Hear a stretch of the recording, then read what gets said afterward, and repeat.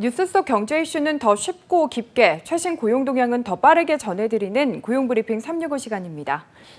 박상률 기자 안녕하세요. 네, 안녕하십니까. 네, 오늘은 어떤 이슈인가요?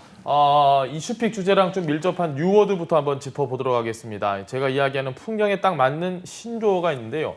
한번 들어보시면서 정답을 한번 맞춰보시죠. 얼마 전에 꽃샘추위가 몰아쳐서 서울의 아침 기온이 3도까지 뚝 떨어진 날에 샤넬 매장 앞에 대기 손님이 무려 200명이 넘는 진풍경이 연출이 됐습니다. 최근에 명품 온라인 커뮤니티를 중심으로 샤넬이 일부 제품의 가격을 인상한다 이런 소문이 퍼졌기 때문인데요.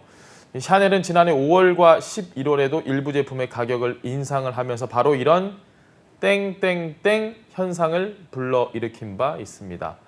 자, 무엇일까요? 네, 이건 시청자분들 대신해서 제가 대답할게요. 예.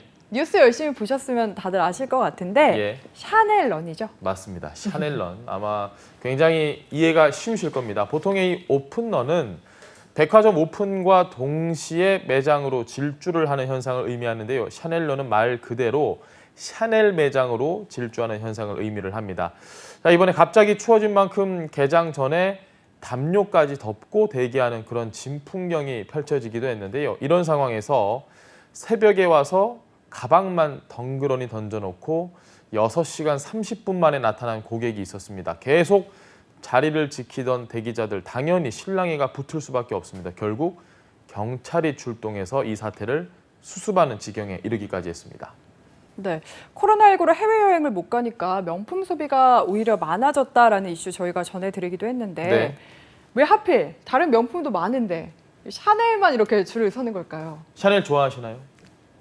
싫어한다고 할 수는 없죠. 예, 맞습니다. 예. 좋아하니까 그런 거겠죠. 샤넬 같은 경우는 매 분기마다 한 1회에서 2회 정도 가격을 조정을 하고 있습니다. 그때마다 이런 샤넬런 현상이 벌어지고 있습니다. 왜 유난히 샤넬인가?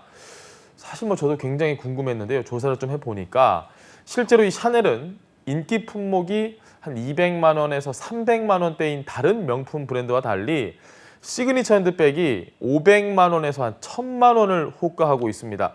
그럼에도 품귀 현상을 일으키고 있다고 합니다. 코로나19 사태로 이 억눌렸던 소비 욕구가 한꺼번에 분출되는 보복 소비가 폭발하면서 고가의 명품에 몰려서이기 때문인데요. 이 가운데서도 명품 소비, 이 부분은 양극화 현상이 일어나기 때문입니다. 네, 보통 가격이 높으면은 잘 안 팔리게 마련인데 예. 명품 같은 경우에는 비쌀수록 더 잘 팔린다고 볼 수 있네요. 명품이 싸면은 좀 어떨 것 같습니까? 명품 안 같죠. 그렇죠. 비싸야 예. 제맛입니다. 일명 이 초고가급 명품에만 소비가 집중되면서 명품에도 아까 말씀드렸던 것처럼 이 양극화 현상이 나타나고 있습니다. 차이가 굉장히 뚜렷한데요. 샤넬 코리아 같은 경우는 지난해 매출 9,296억 원을 거뒀는데 같은 기간에 영업이익과 당기 순이익이 각각 34%에서 32% 증가를 했고요. 이 에르메스는 지난해 매출과 영업이익이 전년 대비 15% 넘게 증가를 했고 영업이익 역시 껑충 뛰었습니다. 크리스찬 디올은 지난해 매출이 전년보다 75.8% 올랐고요. 펜디 역시 매출 증가율이 두 자릿수를 기록했습니다. 반면에 비교적 가격 진입 장벽이 낮은 이 페라가모의 경우에는 매출이 30% 오히려 감소를 했습니다. 입생로랑도 있고 발렌티노 역시 마찬가지입니다. 비쌀수록 잘 팔린다. 이 속설 역시 다시 한번 입증이 됐습니다. 네, 어렵다 해도 명품 시장은 호황이고요. 예. 그중에서도 특히 초고가 라인들이 정말 잘 나가고 있는 거네요. 제가 설명을 드리면서도 조금은 허탈한 느낌도 좀 들고요. 예. 이렇게 비싼 게 잘 나가는데요. 업계에서는 앞으로도 이 명품 업계가 고가의 명품 인기가 지속될 것이다. 이렇게 예측을 했습니다. 그 이유로 희소성을 꼽았습니다. 저희가 뭐 레어템 이런 얘기를 하는데 과거 명품은 재벌이나 또 연예인들의 전유물로 여겨졌지만 최근에는 뭐 누구나 하나쯤은 가질 수 있는 그런 아이템이 되다 보니까 더 비싼, 더 고가의 상품을 선호하는 이들이 많아지고 있다는 겁니다. 다시 말해서 명품 판매량이 늘면서 희소성이 좀 떨어지자 일부에서는 오히려 더 차별성 있는 고가의 명품 제품을 구매하기 위해서 더 비싼 제품군으로 눈을 돌리는 겁니다. 네, 명품의 주요 소비층도 달라졌다고 들었는데 예. 이제 보면은 과거에는 중년층이나 장년층들이 많이 샀다면 요즘엔 20, 30대가 주 소비층이고 좀 심하게는 10대들의 학생들도 명품 소비도 있죠. 보이더라고요. 맞습니다. SNS 하다 보면 아마 그런 사진 좀 많이 보실 텐데요. 이 SNS에 명품 인증 사진 올리는 분들이 굉장히 많습니다. 요즘 뭐 자신의 부나 나 이 정도로 성공했다 이런 걸 과시하는 이른바 이 플렉스 문화 이런 걸로 자신의 개성을 표현하려는 젊은 층이 굉장히 많아졌는데요. 실제로 이 코로나19가 한창인 지난해 백화점 3개사의 총 매출 감소를 했는데 명품 매출만은 오히려 15.1% 늘었습니다. 백화점 3사의 명품 매출 가운데 2030 세대가 차지하는 비중이 무려 50%에 육박할 정도였습니다. 특히 20대의 소비가 빠르게 늘고 있는데 이 한 백화점의 지난해 명품 소비 증가율을 보니까 20대가 가장 높게 나왔습니다. 2030 세대가 백화점 명품 소비의 큰 손으로 떠오르고 있는 겁니다. 네, 그런데 제가 기억하기에는 샤넬백이 분명히 한 십수년 전에는 이 가격대가 아니었거든요. 네. 계속 가격을 올린 것 같은데 이렇게 희소성만을 위해서 소비자들이 소비를 하기에는 좀 부담이 있을 것도 같아요. 그러니까요. 500만 원, 1000만 원, 2000만 원, 20대들이 그걸 어디서 과연 돈을 마련할까? 해마다 값을 올리고 있기 때문에 이 소비보다 투자의 개념으로 또 사들이는 구매가 상당히 많다고 합니다. 왜냐하면 언제 사든지 간에 명품 같은 경우 아마 지금이 가장 싼 가격이다라는 그런 생각들을 하시기 때문입니다. 그러다 보니까 무리를 해서라도 일단 사놓자. 그리고 언젠간 가격을 올려서 되팔 수 있지 않을까. 즉 이 리셀 욕구가 굉장히 커지고 있다고 합니다.